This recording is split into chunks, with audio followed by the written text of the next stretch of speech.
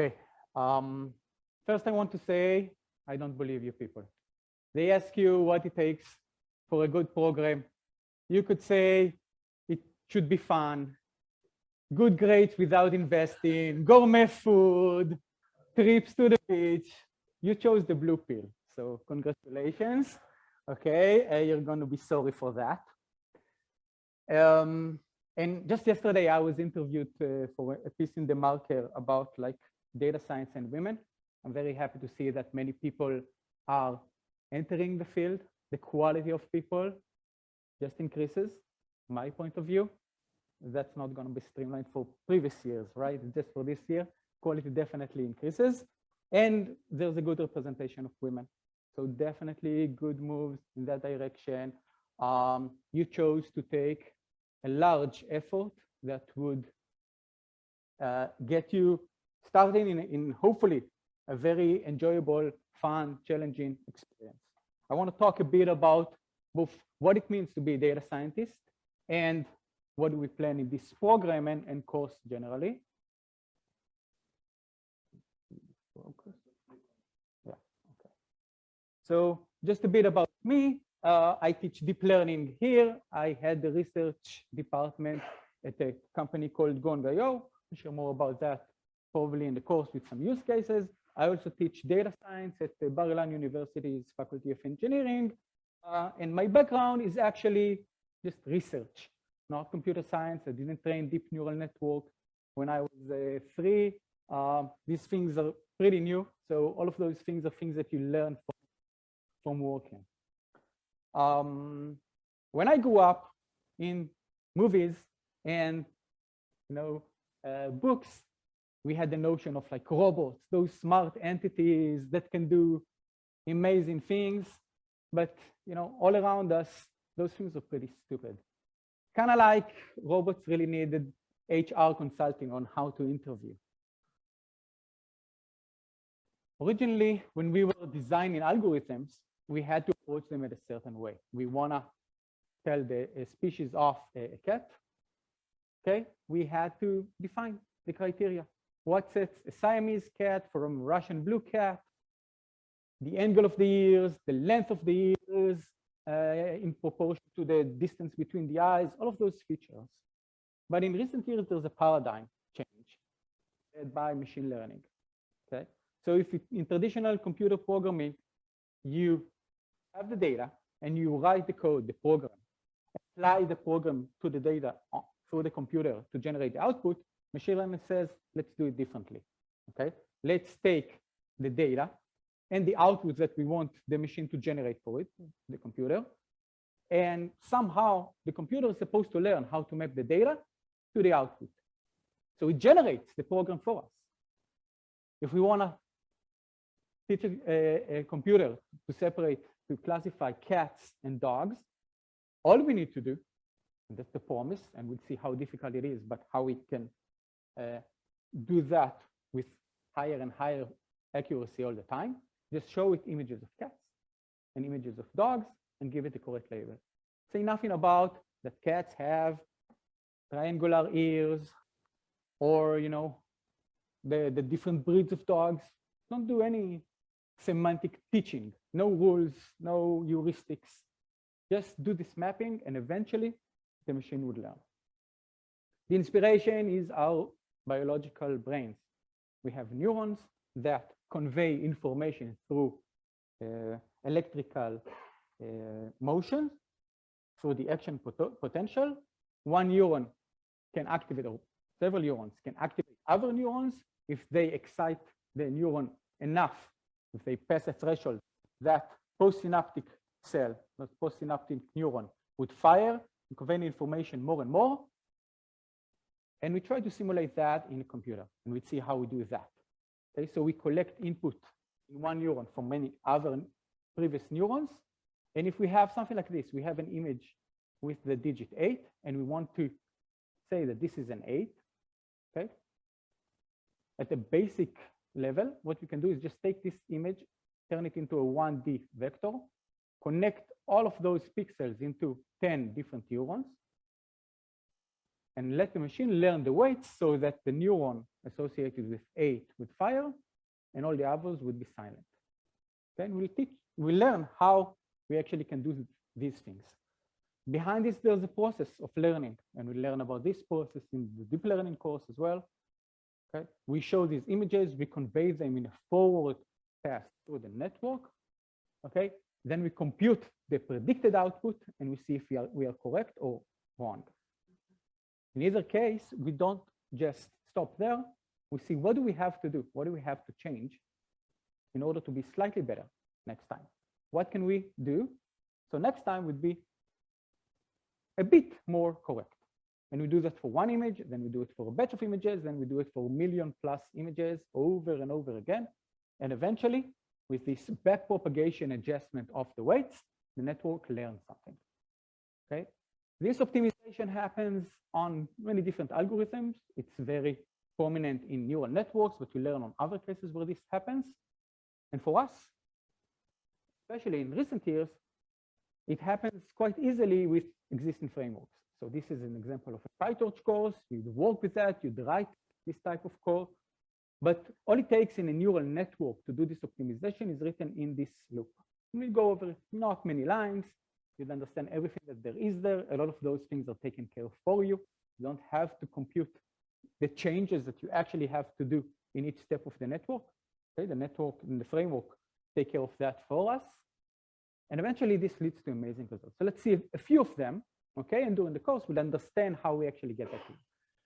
One huge leap in the field was because of a data set called ImageNet. It contained more than 1 million images originally, classified into over 1,000 different classes, okay? It's not always easy, but the task was to say if the image contains a dog, a cat, a sheep, a sailboat, okay, and all of those things. And let you choose your favorite one. This is mine.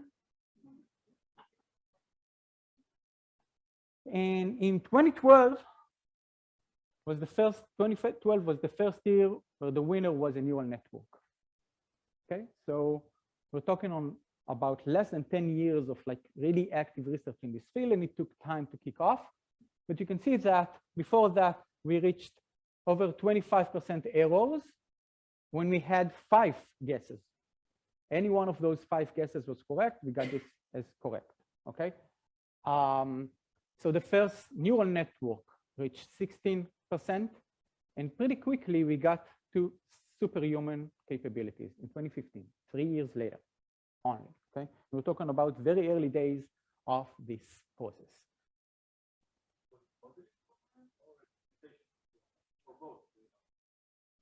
These models were not neural network based. They were shallow networks. You learn about those, like more classical machine learning, SVMs, and some transformations, filters, classic computer vision models. And all of those and everything that computes today and enriches these neural networks, not the same. There are a lot of changes, a lot of thinking about those things, but the capabilities are amazing. In the course, you'll see that the same methodology, okay, allows us to take this image, not just understand that there is a man there, but actually to generate text. And we see how do we generate text from these images, and have the machine learn these for us, okay, and generate these sentences or these sentences. And even with some technologies, show us why or what areas of the image are more associated with certain words. Okay? So again, what happened here was that we took an image and we trained it with the associated text. Like those alt text, you know, if you have for visually impaired people in the net, there's an image and the caption of it. We just taught the machine to map one to the other. We never told it anything about what a girl is, what a bench is, okay, what's an umbrella. But somehow it seems to learn those concepts. We'll talk about that in the course. Okay, so another example, you can see the little code that's written here. We just gave a few examples here, okay? And then we ask the machine, this example, what they do is take natural language commands and translate them into Linux commands Linux shell commands. And with this, let's start now. Okay. With this, we actually get a system that just translates whatever we want to do into the Linux command that does that. Now see how this works and see the examples, okay? We didn't have to write rules to understand that when we say 1 GB, we talk about the size, okay? We didn't have to write the mapping between biggest and smallest. Somehow this architecture, and during the course, the deep learning course and the program, you'll have the foundation, you'd understand what's really happening here. I mean, to the level that people that are involved with this understand, nobody really understands, okay? But that's part of the beauty of it. So you can see some examples here. And again, we never taught the machine to do some parsing and understand that when we say this, PNG is the type of the image, and these are the dimensions or whatever, but it learns that. It learns it somehow. Another cool example is, and we say, okay, here are some movies with the emojis that describe them. And here are other movies, and we let the machine describe them with emojis. After all, emojis are characters. They're used in the language. We can see that, you know, maybe a missile or a spaceship are used in some context. So that's pretty cool. So I've mentioned that this started in 2012.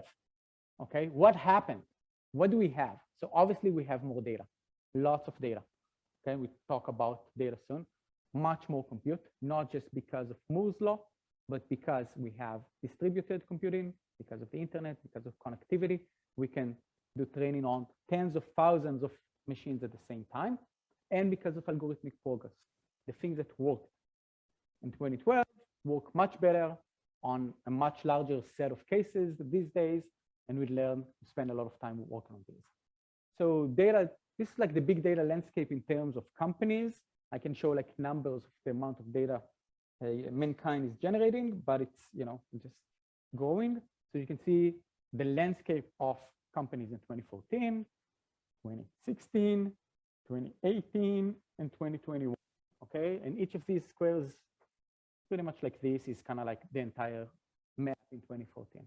It's exploding, which is great because you people are in high demand these days, because all of these companies are looking for smart people that can help them make use of this data and make use of those great algorithms out there. Okay, and in many cases, what we try to do is see, okay, what do we do with this data? What problems can we actually solve? I mean, we will learn crazy things that 2 years ago were considered completely impossible, and now, yeah, we can do that. Part of your role would be to stay updated and guide product people. Hey, we can actually do those things nowadays. Okay, and it wouldn't take 2 years of research that will eventually fail. It can be done quickly with a high likelihood of success.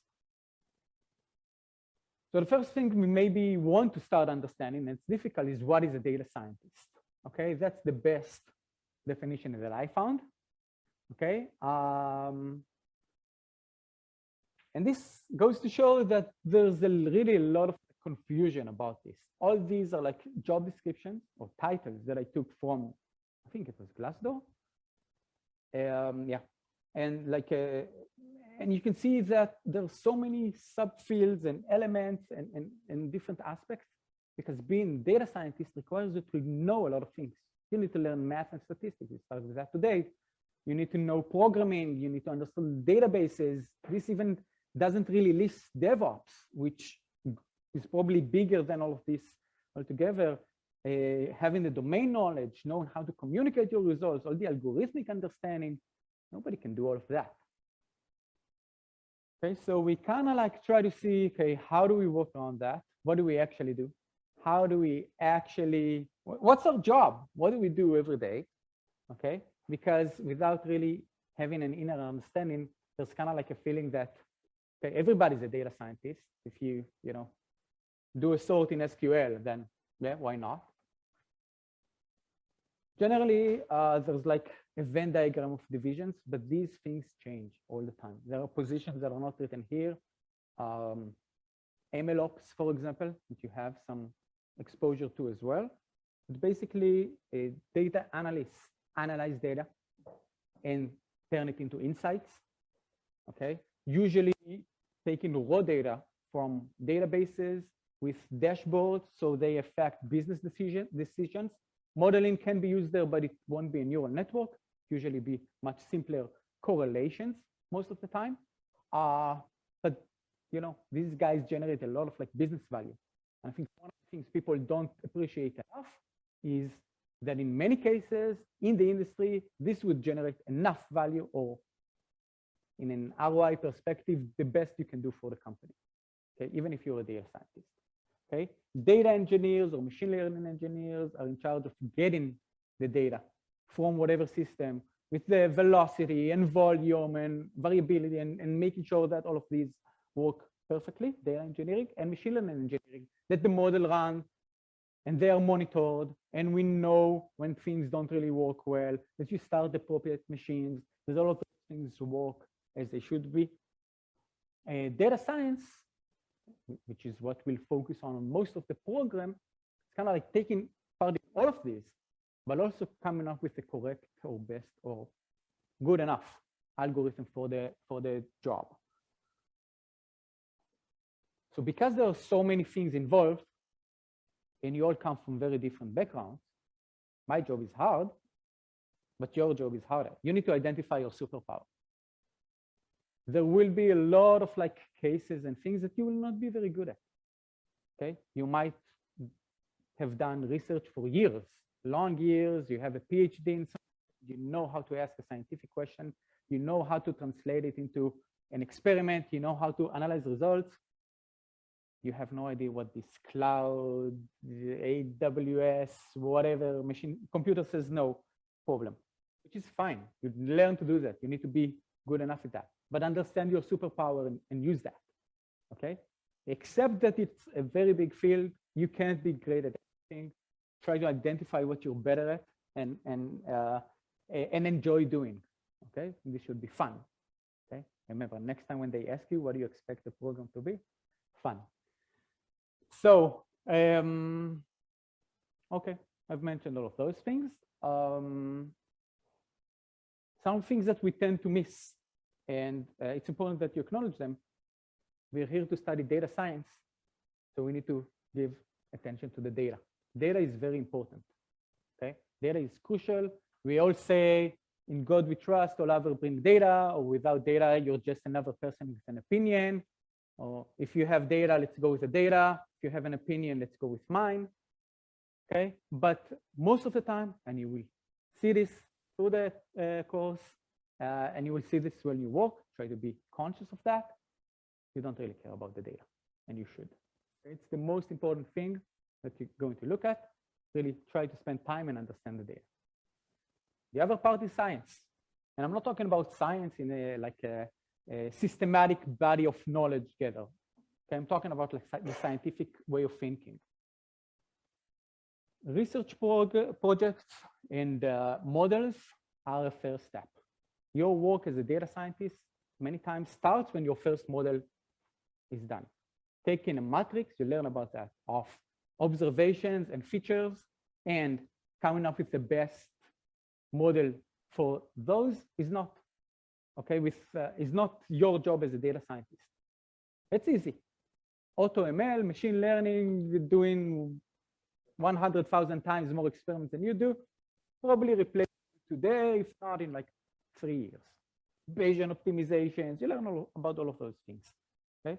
But the scientific way of thinking is kind of like coming up with a hypothesis about the world, okay? We have a theory, but it doesn't really apply to the real world. Okay, we have Newtonian mechanics, but there are cases where it just doesn't apply. Why? Let's try to understand. Let's see where it doesn't work well. Oh, we know how to improve the theory. In some cases, in all cases, this is an important part of the research project. Understand where your model fails, understand the errors, accept that. This is part of the learning. And in many cases, I see people, they generate one model, Okay, can you do better? Sure. Hyperparameter optimizations. We try many other models on the same data, on the same process. This is the best we could do. End of project. In your project, you learn a lot more. You'd work with the data. You choose the data.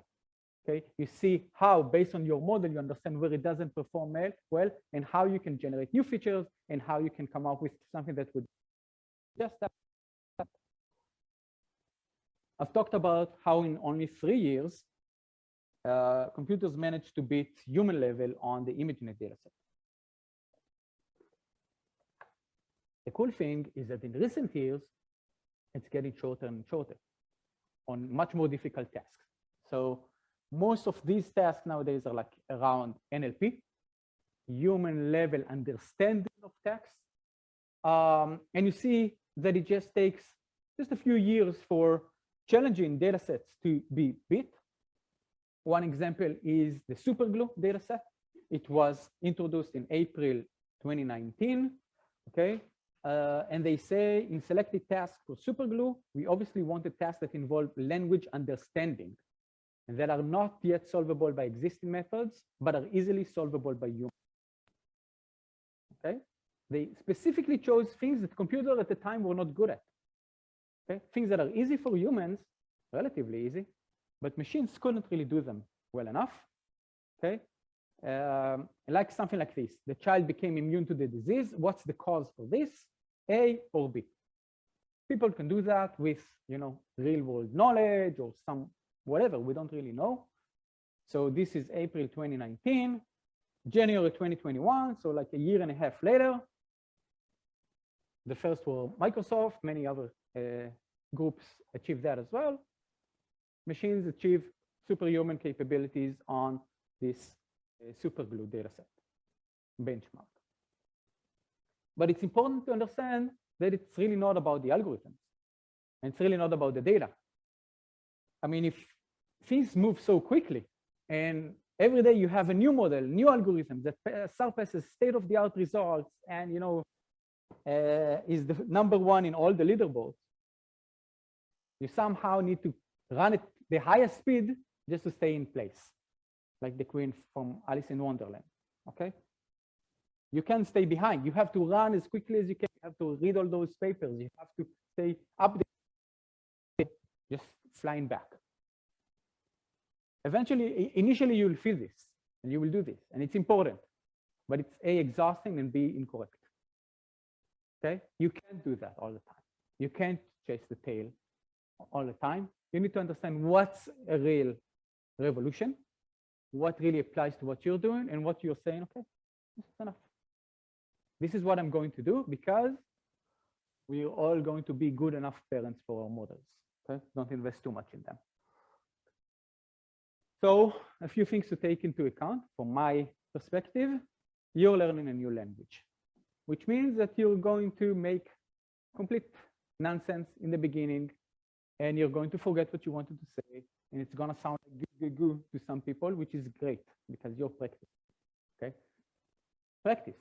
Talk to other people, go to conferences, read the papers, and accept that you'll not understand most of what you're doing. Honestly, I've been in this field for long enough. I lead a pretty large research group. I talk, I present. Most of the posts in the Facebook group of the machine and deep learning in Israel mean nothing to me. I don't really understand what's written there. The ones that I do understand what's written there, over half the things people say are incorrect. Okay, and this is what I know. And it's kind of like the dean of the what was that? The Harvard Medical School. You know the story. The beginning of the year, he told the people half of what we're going to teach you is incorrect. The problem is that we don't know which half. Okay, so accept that. Okay, whatever we tell you nowadays, and I would show some examples in the course, in a year or two would be considered incorrect. Okay, but this is okay because we're learning all the time. Okay, so our goal here is not to teach you the content. There are better lecturers than I am. There are better courses online. There are a lot of other things. But this here, the community, the discussions, the ability to come, approach me or approach anybody else, even among you, and ask a stupid question and get someone to, you know, bounce back and forth with ideas to find. This is where we try to bring the real value. It's important that you actually do find a partner, several partners, not just for the homework assignments, just talking, okay? Expose yourself to different things, accept that you don't know things, write them down, whatever, find your way of learning, but it's a long process because it will not end in 8 months, okay? Or 10 months or whatever you think it will take you to complete the project. It's a lifelong journey when you're working in data science. It's very, very interesting. It pays well. There's a lot of, you know, interest in this, but it requires you to learn all the time and invest a lot to stay updated. So for us, the goal, okay, is not to give you knowledge and not to give you facts and not to give you like a cheat sheet of what you're actually doing, but to train you into critically thinking and evaluating new technologies and asking those questions and being able to learn on your own as you go. And all of this would be around like having as smooth as possible entrance into working in the field, okay? So we did lots of interviews with like industry leaders, asking them, okay, so you have like your best students from Tel Aviv University, the Technion, whatever, okay? And they're starting work. What's the gap? What's the difference? What's not really working enough? And the number one thing we heard is called analysis paralysis. You have to do something, you know, okay, the basic, the theory, to a good level. I mean, okay, go refresh on that, you read that, you understand that, but you're not really sure. What am I doing? How does everything that I learned translates into actual work? Okay, and I learned so much, so I need to do so much. Okay, so we try to do this. We definitely fail because it's pretty much impossible. Okay, but certainly in such a short term. But we would give you as much as possible the tools to feel confident in the beginning. And if you're not feeling confident, to identify what you don't know and go and learn that. Okay, that's part of the process. And the other part is to say, okay, on my own or with the group, I can grow and continue my journey as part of this process. So, thank you.